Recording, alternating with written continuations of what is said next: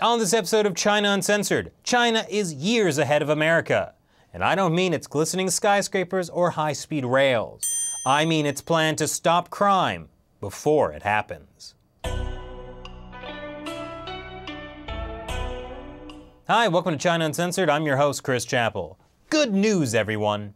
In a world laboring under the shadow of terrorism, China has the answer. And don't worry, this is definitely not an idea torn from the pages of some Philip K. Dick dystopian sci-fi story. To understand it, let's take a look at a movie based on a Philip K. Dick dystopian sci-fi story. Mr. Marks, by mandate of the District of Columbia Pre-Crime Division, I'm placing you under arrest for the future murder of Sarah Marks.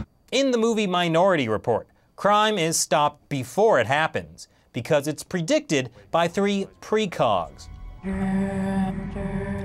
This is called pre-crime. Pre-crime? It works. It works. It works. It works. It works. On Tuesday, April 22nd, vote yes on the National Pre-Crime Initiative. Obviously, that's science fiction and not what's happening in China. China wouldn't let people vote. Seriously, they are planning to create pre-crime, though. China is already a surveillance state. The Communist Party monitors every aspect of every citizen's life. Here's China Uncensored pre-crime expert Harold Finch on how it works. The government gave itself the power to read every email, listen to every cell phone. But they needed something that could sort through it all. Something that could pick the terrorists out of the general population before they could act. Oh wait, sorry, that's from the fictional TV drama Person of Interest. My mistake. I'm really having a hard time separating fictional plot devices from Communist Party policy. So you see, the Chinese government can already gain access to anyone's bank accounts and tap their phones. They have an army of internet watchdogs that dog your every click. They monitor people's online activity and give them a score on their trustworthiness, the social credit system. Then there's the massive nationwide network of surveillance cameras China calls Skynet. Wait, that can't be right. Skynet was the name of the AI computer network in the Terminator movies, the one that wiped out humanity. What's that, Shelley? Okay, China is actually calling it Skynet. Wow. I think it might be time to cancel the Communist Party's Netflix subscription. Anyway, China is collecting huge amounts of information on its citizens, but they also need to sort through it and figure out how to use it to prevent crime. So, can they? Well, that's where China Electronics Technology comes in.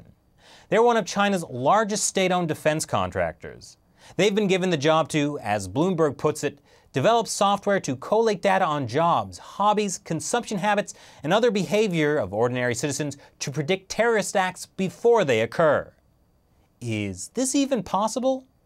Well, a recent research paper by mathematicians at University College London suggests that with enough data, patterns of behavior emerge that you can use to predict certain terrorist acts. So anyone who engages in suspicious or dangerous behavior, such as using a VPN to jump the Great Firewall of China and look up information on known terrorist ringleader, the Dalai Lama, might find themselves invited to tea with authorities. Did I mention this is for fighting terrorism and absolutely not for clamping down on dissent? The government would definitely not use it to, say, predict anti-government protests and send in the police before they begin, because China's constitution guarantees freedom of speech and the press and assembly.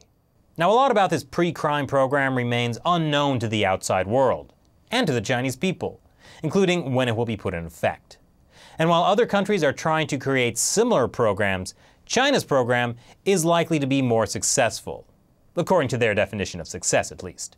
That's because the party doesn't have to worry about pesky things like rule of law or public approval or people protesting massive surveillance.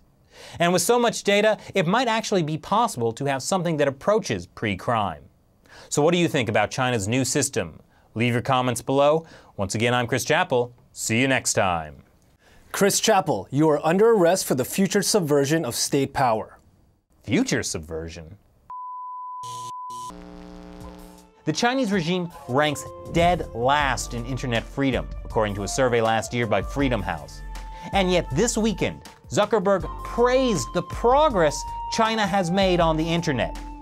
Just when you thought it couldn't get any more complicated than a territorial dispute between China, Taiwan, Vietnam, Malaysia, Brunei, and the Philippines, well, Indonesia had to show up, like a seventh wheel.